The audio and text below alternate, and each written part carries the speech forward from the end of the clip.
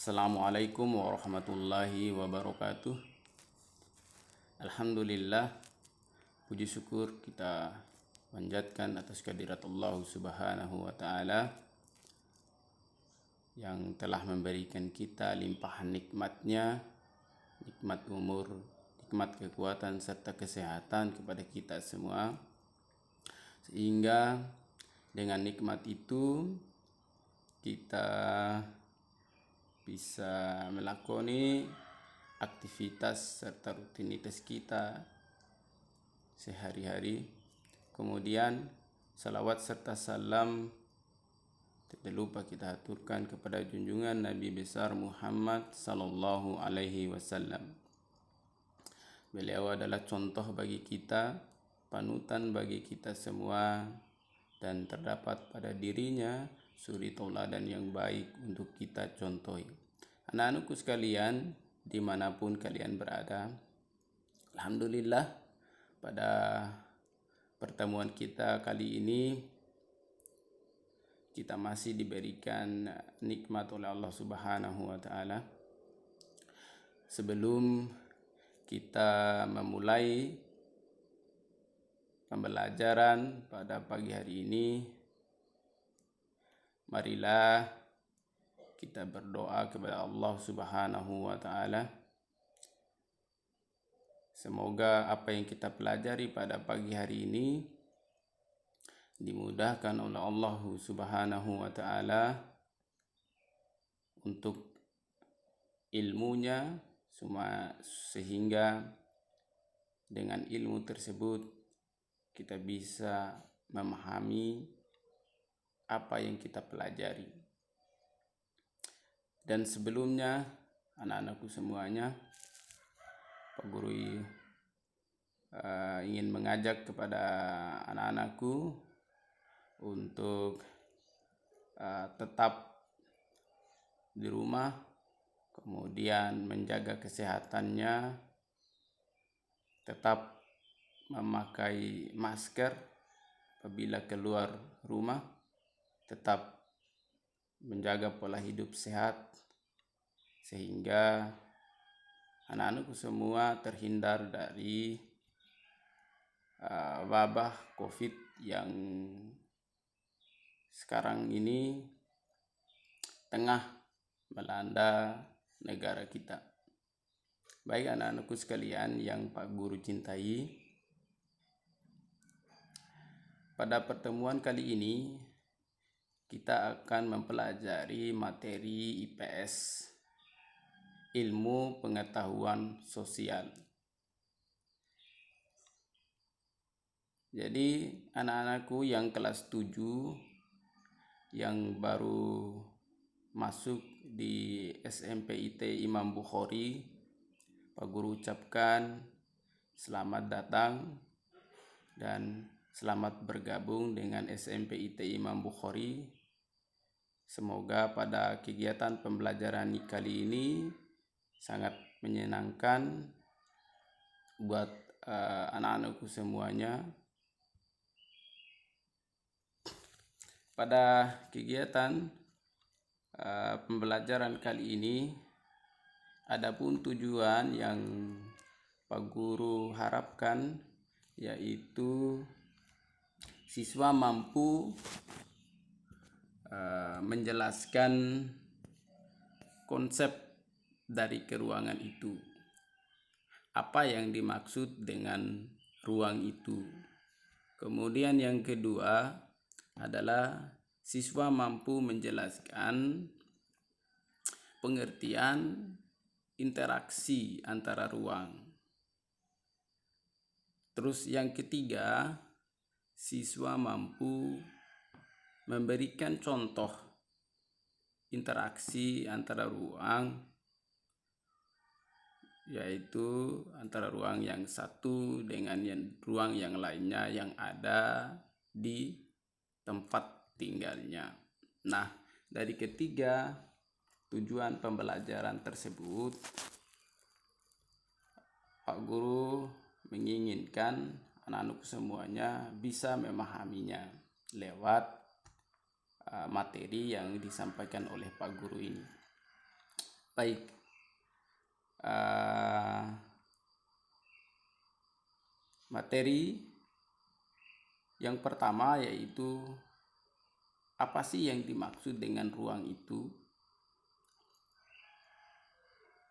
Nah, untuk menjawab pertanyaan tersebut, Pak Guru ingin memberikan stimulus.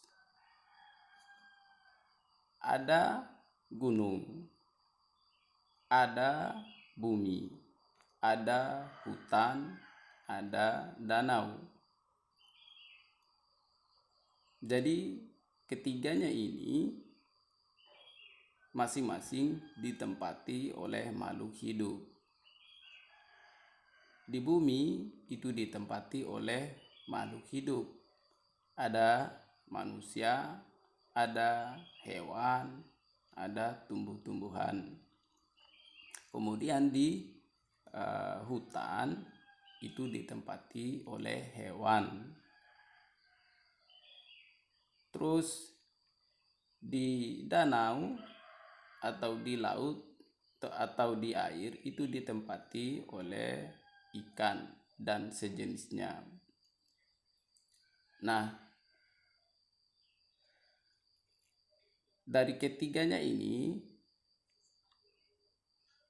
masing-masing ditempati oleh makhluk hidup, sehingga bisa kita simpulkan bahwa ruang adalah tempat di mana makhluk hidup itu bisa tinggal. Jadi bisa anak-anakku lihat di layar ini, ya, ini adalah pengertian ruang menurut Undang-Undang Nomor 26 Tahun 2007. Ruang adalah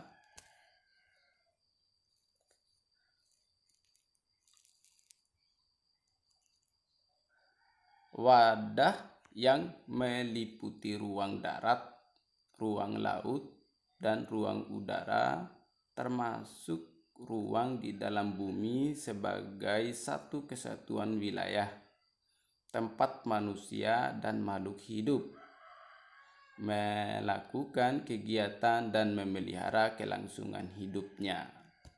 Nah, jadi sudah anak-anakku ketahui bahwa ruang itu tempat bagi makhluk hidup untuk melakukan proses kehidupan. Jadi timbul pertanyaan lagi, apakah di tanah itu termasuk atau masuk kategori ruang? Ya, jawabannya tanah merupakan kategori ruang. Kenapa bisa begitu? Karena di dalam tanah itu terdapat makhluk yang bisa hidup seperti cacing, sehingga tanah masuk dalam kategori ruang. Nah, untuk terjadinya proses interaksi antara ruang itu ada 3 hal yang mendasar terjadinya proses interaksi antara ruang. Jika ketiganya ini tidak ada, maka interaksi antara ruang itu tidak akan terjadi. Nah, apakah ketiganya itu? Yang pertama, yaitu saling melengkapi. Nah, kita ketahui bahwa setiap makhluk hidup itu pasti membutuhkan orang lain. Pasti itu, ya, pasti meminta bantuan orang lain, membutuhkan orang lain. Tidak mungkin makhluk hidup itu bisa tinggal mandiri, tinggal sendiri tanpa bantuan orang lain. Pak Guru kasih contoh ya. Misalnya di wilayah A itu banyak sekali sayurnya. Wilayah B itu banyak sekali ikannya. Nah, antara wilayah A dan wilayah B ini masing-masing saling membutuhkan. Yang tadinya wilayah A ini banyak sayurnya, wilayah B banyak ikannya, maka mereka akan melakukan proses interaksi supaya kebutuhannya itu bisa terpenuhi. Itu satu contoh kasus yang pertama. Kemudian contoh yang lainnya, di perkotaan itu aneka barang jadi itu sudah banyak tersedia.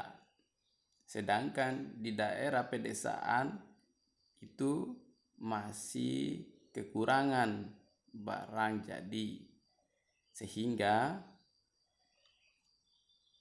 di kota A dan di kota B akan melakukan proses interaksi.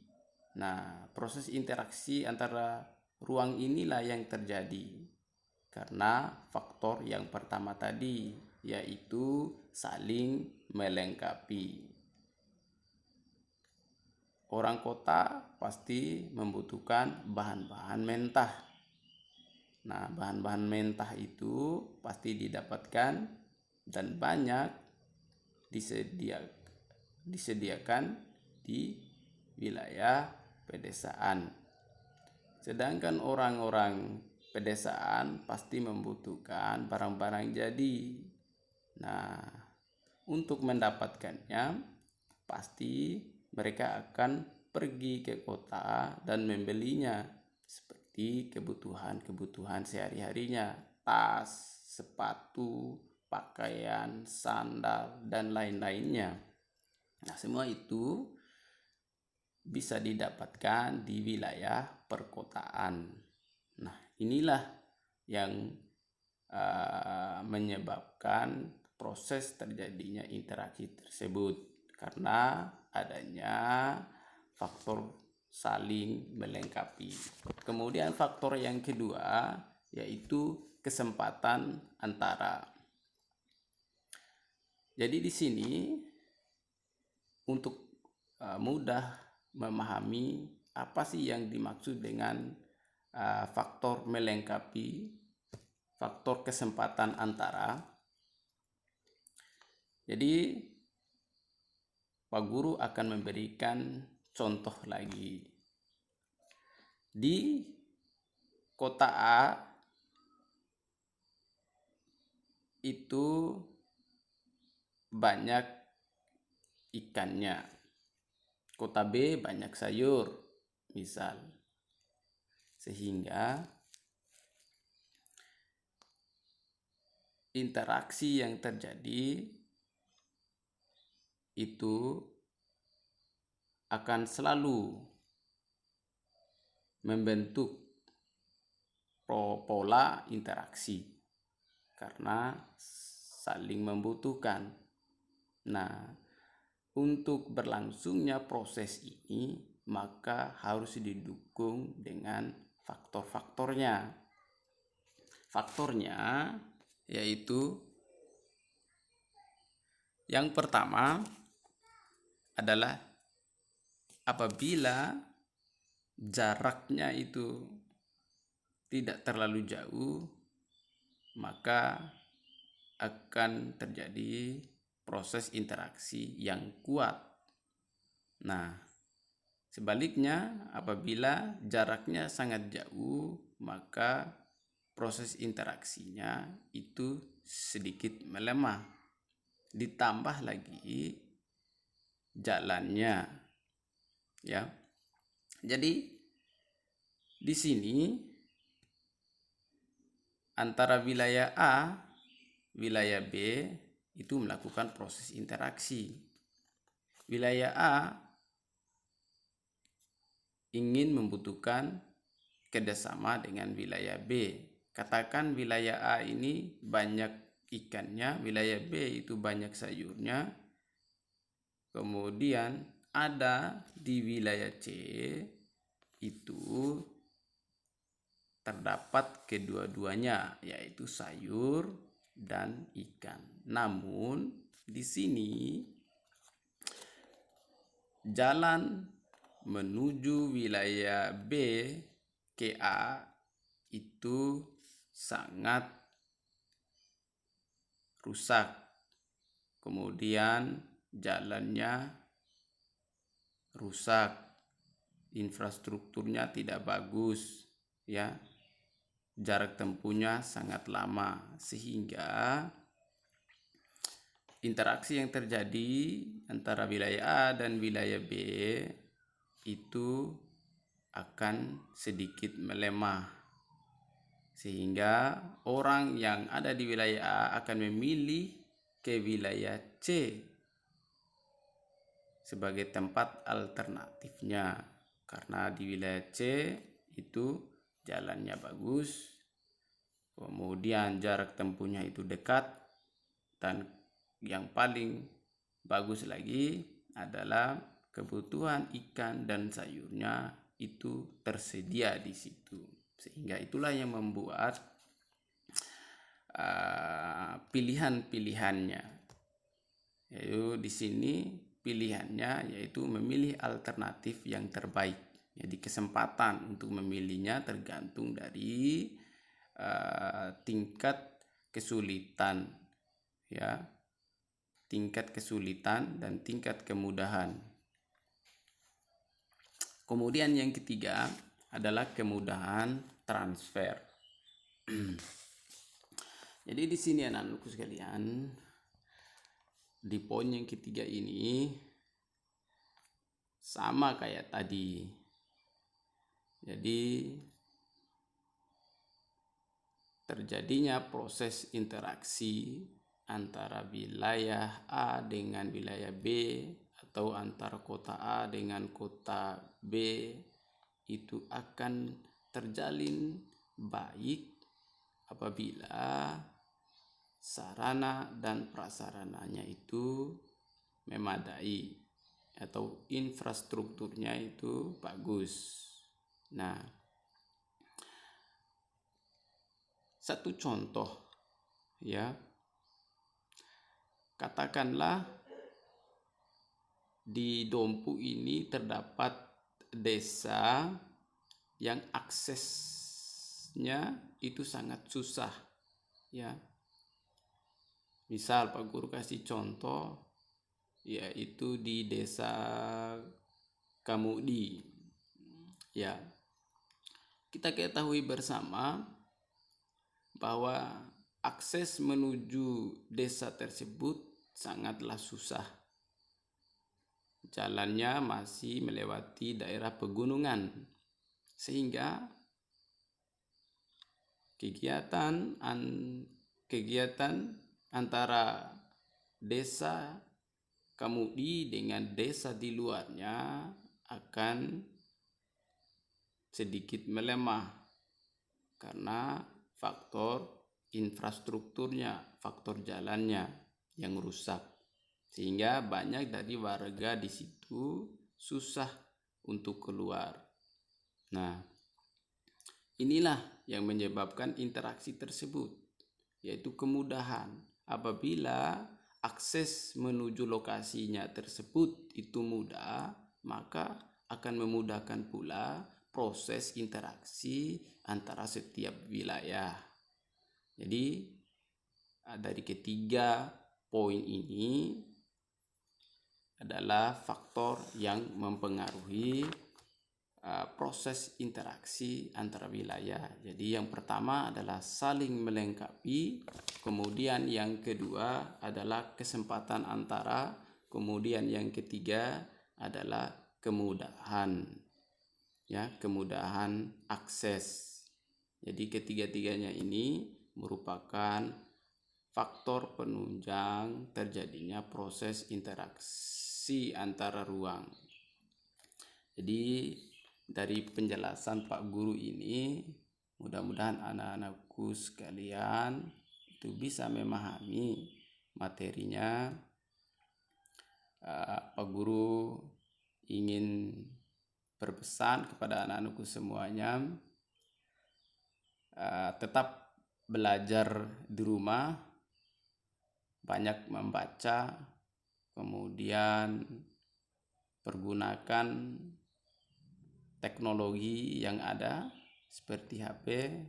Kalian bisa browsing di internet, membaca, mencari referensi terkait materi Pak Guru ini. Mudah-mudahan ilmunya bisa bermanfaat dan bisa kalian gunakan di dalam kehidupan sehari-hari. Jadi anak-anakku sekalian yang Pak Guru cintai dan Pak Guru banggakan, untuk pertemuan kali ini kita akhiri. Semoga anak-anakku sekalian tetap sehat di rumah, tetap selalu semangat, jaga kesehatan. Kita tutup pertemuan kita pada hari ini dengan sama-sama membaca doa kafaratul majelis. Subhanakallahumma wa bihamdika asyhadu an la ilaha illa anta astaghfiruka wa atubu ilaik. Wassalamualaikum warahmatullahi wabarakatuh.